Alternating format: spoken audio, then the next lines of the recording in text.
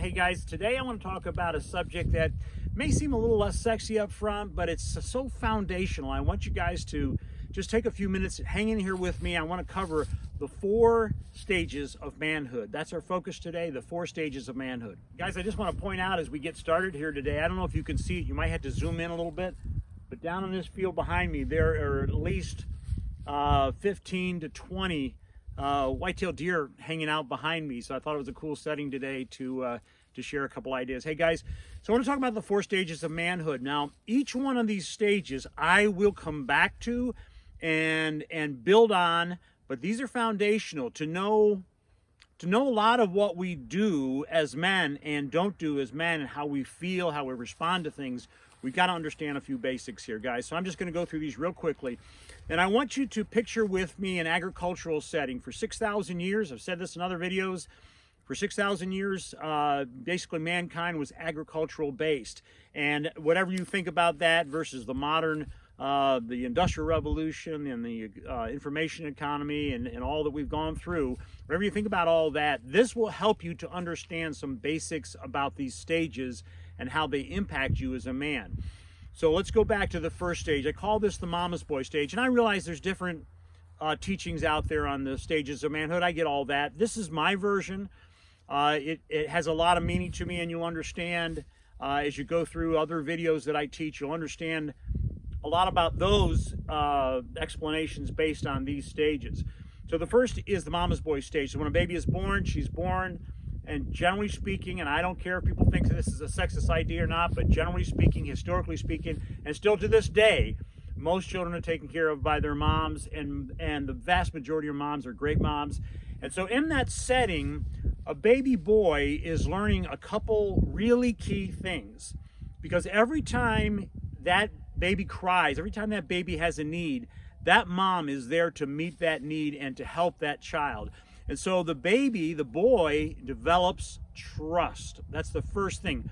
Trust is learned. Trust of people, trust of other humans is learned. The ability to trust, the ability to rely on someone else, that's learned in that maternal stage, in that mama's boy stage. And this is about 0 to about age 7-ish. And again, if you look at the historical agricultural setting, most of that time would be spent in the home, in the domicile, literally in the kitchen, working in close proximity with mom while she's doing her work.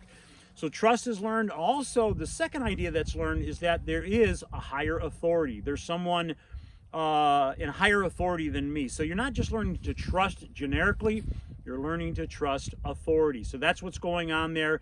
And, nowadays, we're beginning to see a little slippage in the ability of moms to do a great job in that setting, only because, again, the impact of fatherlessness and the modern culture is impacting women as it has men for many generations already. But generally speaking, most men have had a good mom, had a mom who was there for them, loved them, nurtured them, cared for them. And, when you have a need, when that baby cries, basically that's saying to the mom, hey, there's some need, and she's going to rush in and meet that need. Now, when they turn 2 and 3 and 4, she's not going to let that little boy have everything he wants, and so there's going to be some structure begin to be built into that. But again, because of the trust that's there, he trusts that mom knows what is best for him. So trust and authority. Around age 7, this child will begin to transition into what I call the daddy's boy stage. So in the daddy's boy stage, and I deal with this in another video already called the 5 big ideas that your dad should have shared with you, should have given to you.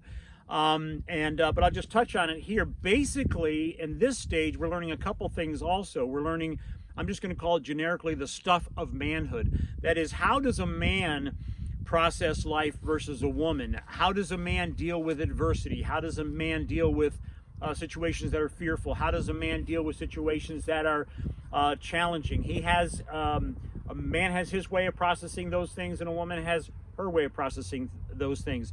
He's learned a lot about her way. Now he's going to learn about his way of dealing with those things.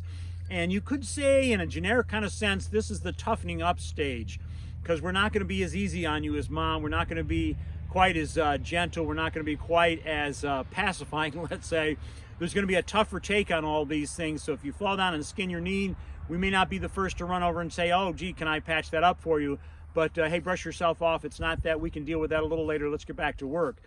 So all the stuff of manhood, I'm going to call this. But there's a second thing that that little boy is learning, of course, and that's another level of trust. He is learning now, not only can you trust in a mom, you can trust in a dad.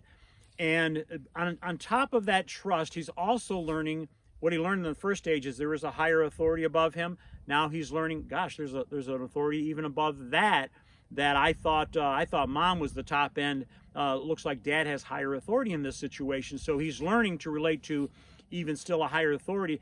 And he's also learning how to relate back to mom by the modeling of the dad. And I talk about that in that other video, the 5 things your dad should have given you.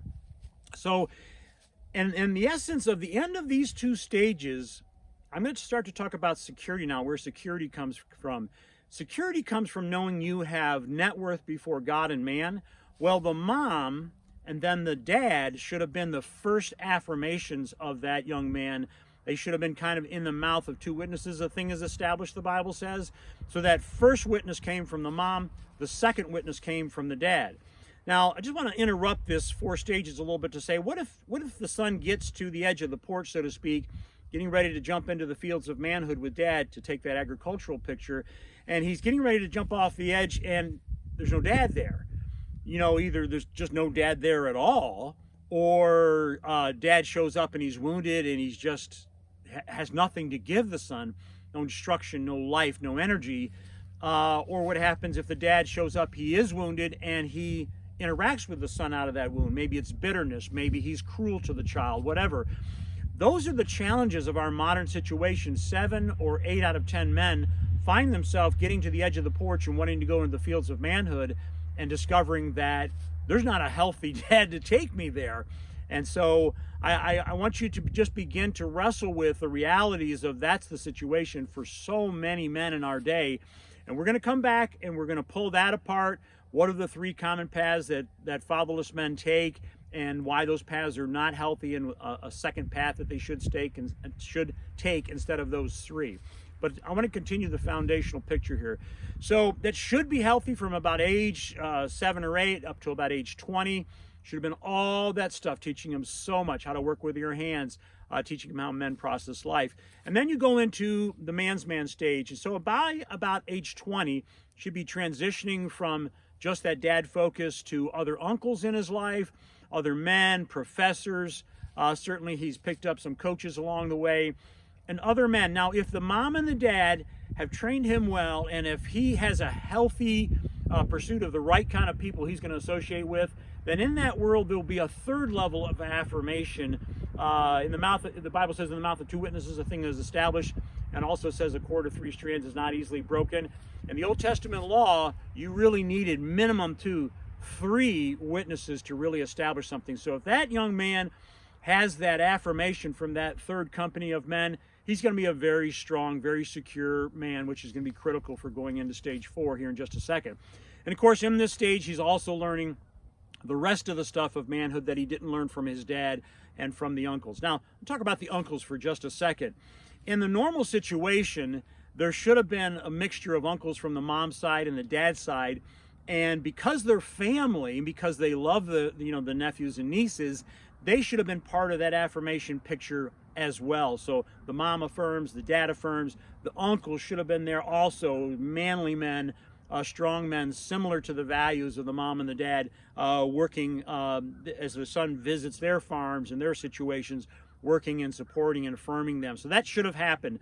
Nowadays, because of the disintegration of the family being so pulled apart, that rarely happens in our day. So we need to be aware of that affirmation is also lacking in many men's lives. They don't have, or if they do have uncles from either side of the family, many times they're not healthy. They haven't been healthy because of their poor fathering upbringing. Okay, so all that, if it happened in a normal, healthy kind of situation, we're going to hit stage 4. And the 4th stage is what I call the King's Man stage. Now, the King's Man stage is where you should reach a place by about age 30 where you can literally hear in your spirit, in your heart, the voice of God the Father in a clear, not an audible way necessarily per se, but in a way that's very meaningful to you. You know, you see Jesus in the Bible, when he turned 30, he got baptized, And the Bible says that you heard this voice from heaven that says, "This is my son in whom I am well pleased." And I've often thought, well, Jesus just showed up. He hadn't done anything yet. What is God the Father so well pleased about as he was turning age 30 there? What he was pleased about is he had completed the journey. You'll see when Jesus was about 12, he ran off to the temple and got separated from his family for a few days. He knew that he was Jesus. He knew that he had a divine call in his life, but he got a little ahead of himself. And so it took them a few days to go back and find. He kind of was a runaway. They found him, and when they brought him back into the family, they rebuked him and said, you know, where were you? Where did you think you were supposed to be? And he said, did you not know I had to be in my Father's house? And the Bible doesn't really say this, but I think Mary and Joseph probably said, hey, Jesus, you're 12 years old. Don't you think you're supposed to be in our house at this stage?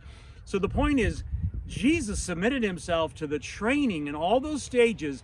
So when he was 30, he showed up ready for his calling, ready as a man, ready in terms of awareness of his calling. So we're going to have a whole separate video on showing up to be 30, but 30 in the Bible is the number of full stature. Jesus showed up at 30, ready for ministry. David became king when he was 30. Joseph became ruler in Egypt when he was 30. The ark was 30 cubits, which is the number of your full stature. 3 floors of 10 cubits each, 30 cubits. So, guys, those are my introduction to the 4 stages of manhood. And you can see that if we get derailed in stage 2, it has devastating implications for our generation. So I hope, guys, you found this helpful as just a foundational tool for you to understand manhood. And I hope you'll subscribe. I encourage you to subscribe and hit the notification button and hang out with us here. And I'll see you in the next video.